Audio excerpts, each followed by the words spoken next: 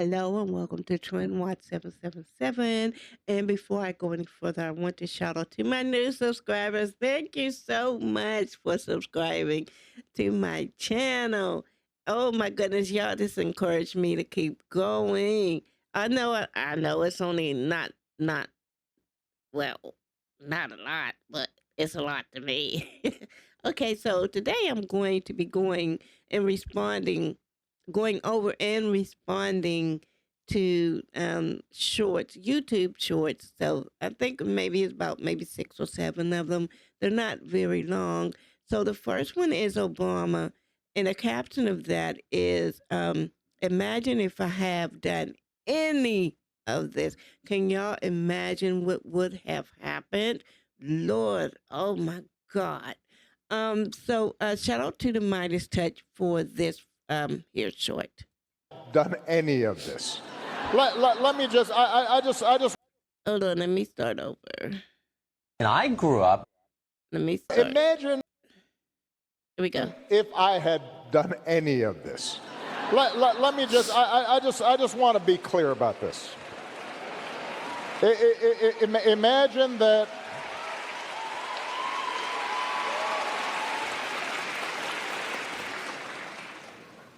Imagine if I had pulled Fox News' credentials from the White House press corps. Mm-hmm. You're laughing, but no, this is what's happening. Mm-hmm.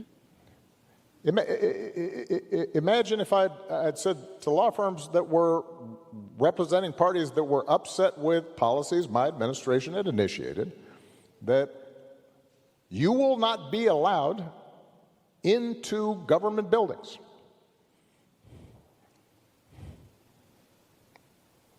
We will punish you economically for dissenting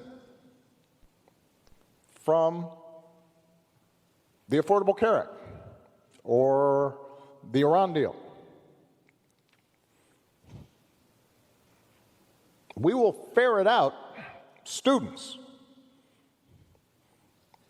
who protest against my policies.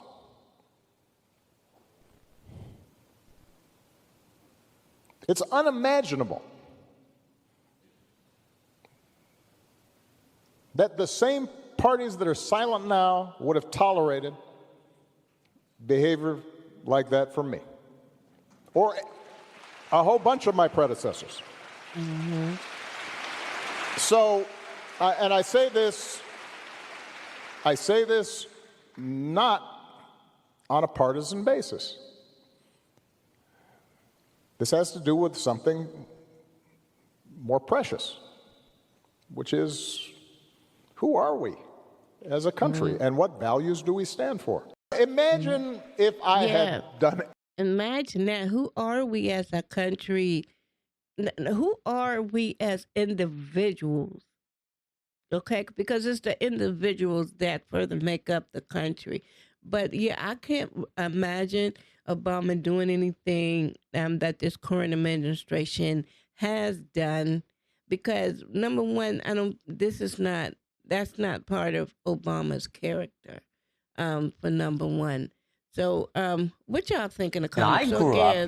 So again, shout out to the Midas Touch Network for that short. So the next short is Carter. And I grew up in a world where overt expressions of that were not acceptable. You weren't allowed to generalize on the basis of race because the assumption was each person is an individual. I don't understand when it became okay to generalize about racial groups. I think while some people have the luxury to be raised only being told to look at individual people, it should be no surprise to you that black people, in particular black men, have been taught forever that they have to be careful how they behave around white people, that the way they behave will be interpreted differently, that when they misbehave, it'll be punished differently, that if they laugh too loud, if they walk into a nice store. So with all due respect, Tucker, what was true for you has never been true for lots of people. I mean, there are a lot of ways to respond to that. One, on a factual basis, and in truth, in a lot of places in this country, the main threat that African Americans face is not from white people, as you perfectly well know. So I first want to respond to the first comment. I think is, while it's true that, of course, people of color face threats from other people of color, it's also true that white people face the overwhelming threat from white people. That is, right. People face threats from who they live beside. So I find exactly. I think it's fair to point out that we oughtn't be too distasteful and say things like, well, the great threat. It does feed a certain uglier narrative that we don't want. But why does the truth ever feed a, quote, ugly narrative? It is deeply suspicious that people are so quick to say things like the main threat facing African Americans is other African Americans, but you never hear anybody say the main threat facing white people is white people. So you say, for example, I will have to discuss with my boys whether they can truly be friends with white people. History has provided little reason for people of color to trust white people. And the argument I make is, look, in a country where it turns out that when the most vulnerable people of color are under threat, those who they count on are nowhere to be seen. If we have a president who marshals forces of hatred and anger and divisiveness and, frankly, just danger, if the people who call themselves your friends are not going to push back against that, then maybe you can tell me why it is I should trust those people? Well, when those who count themselves as your friend see that others put you in danger, it is their opportunity to prove they're your friend. It's fine to be friendly with them, but these are not your friends. We live in a country where we oughtn't pretend that these divides have not consistently been on racial grounds. And we see that over and over and over. That's true. When black people are in danger from, say, addiction, we get policing. When white people are in danger from addiction, they get rehabilitation. When black people don't have jobs, we get stories about why we're making the wrong choices. When white people don't have jobs, we get a presidential campaign about the forgotten class. And I grew up in a world where overt expressions of that were not acceptable. You weren't allowed to generalize on the basis of race because the assumption was each person is an individual. I don't... Okay, I wanted to hear that first part. Now, the black guy, shout out to at Sacred Serpent 823 for this short. That black guy was so eloquent in his speech. On the other hand, I can't be as eloquent as that because I'm just going to say, why is Tucker, on here acting goofy? I mean, come on now. Ugh. He was so patient with him. I don't think I would have taken that route. But of course, that's what he wanted. Some kind of response. Oh, the angry black female. He ain't angry. He's just looking at you like a goof. I have no other words but a goof. Come on now. I just wanted to briefly address a point brought up by the representative from Texas, Ms. Crockett, who accused me and my colleagues over here of ignoring the Constitution. And if that were true, that'd be a very serious matter. So I did want to just inquire as to what exactly the accusation is.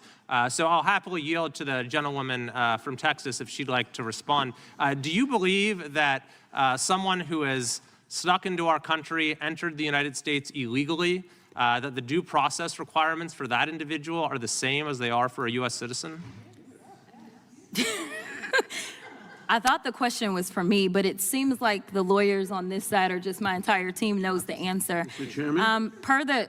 Per the Constitution, yes, if you are on our soil, you are guaranteed due process. And the fact that there's even a question is why we are struggling right now. In addition to, an additional issue that I have is the executive order that was signed by the president that seemed to get rid of birthright citizenship, which also is laid out in the Constitution, which is why even the most conservative judges have ruled against. There is no one that has ruled that that was okay. Okay, thank you. You're welcome. So Thank you. I just wanted to briefly address a point brought up by Okay, so another goof. These people is just goof. They talking like they're so educated, but when you sit back and really listen to what actually is coming out of their mouth, it's just goofy, crazy stuff. So shout out to TYT Investigates report and also Jasmine Crockett. I love how she just handled herself in the face of goofs like this. You know, come on now. I don't think Donald Trump wants another election.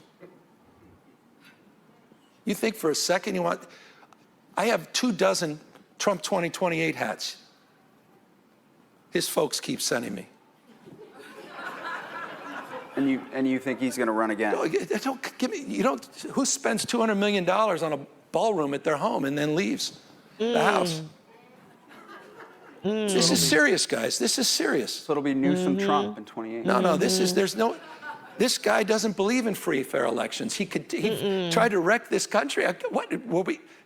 Were you there, January 6th? I think Fox was. At least they were in a lawsuit. They seem to have lost any memory of that. Shareholders didn't. I mean, he tried to light democracy on fire. He dialed for 11, almost 12,000 votes. Now he's doing it in plain sight. And people say, oh, it's just Trump being Trump. People actually think this guy's serious about having another election? You think he's joking about 2028? You think when he brings foreign leaders to the Oval Office and he goes to the White House store, have you seen this? Anyone? Is it just me? And he shows them the 2028 hats. He's not being serious. Wake up. You will lose your country. Again, it's not about Democrats. It's about all of us. So you're absolutely convinced he's... I'm absolutely... 2028. You've seen it. He's tried to steal the last election. He's trying to rig it in plain sight this time. He wants to get rid of vote by mail. He's talking about eliminating voting machines he doesn't like. He's setting up the contours where he can declare a declaration of emergency for anything. Just cause means whatever he just said on Truth Social.